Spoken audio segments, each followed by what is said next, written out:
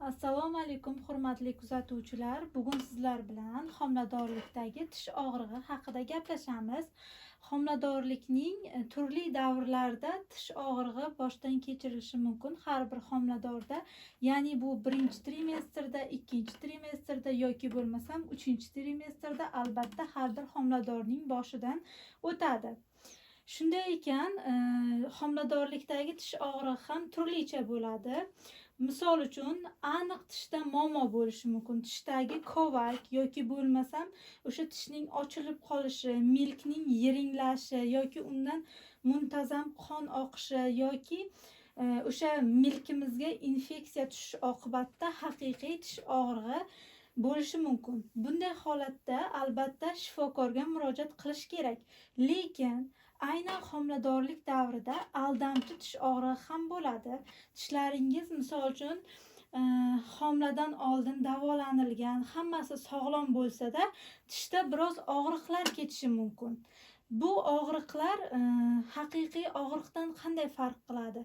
Misol uchun, bu bizning tishimiz bo'lsa, unda bugungi kunda dastlab old tishimiz og'risa, ertasi kun keyingisi og'rishi mumkin.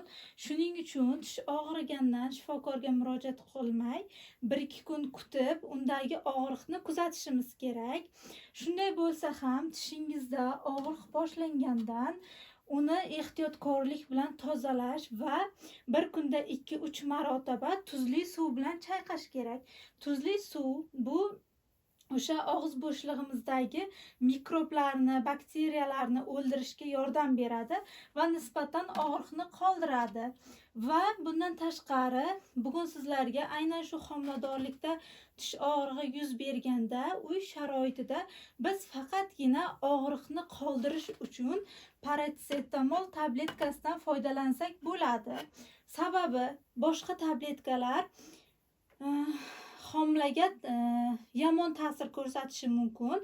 Shuning uchun har qanday og'riqda, shu jumladan tish og'rig'ida ham paracetamoldan foydalanamiz va bu ancha og'riqni yengillashtirib beradi. Avval tishlarni tozalab, so'ng tuzli suvda chayqab va aynan shu tabletkadan foydalanganimizda og'riq ancha kamayadi. Yuqorida aytib o'tdim, agar milkda shishlar yoki qonashlar, ringlar paydo bo'lsa yoki bo'lmasam tishning teshilgani aniq ko'rinsa, unda zudlik bilan shifokorga murojaat qilish kerak. Hurmatli kuzatuvchilar, bugun sizlarga o'sha homiladorlarda kechuvchi tish og'rig'i haqida gapirib o'tmoqchi edim. Agar video yoqqan bo'lsa, like bosing, obuna bo'lishni unutmang.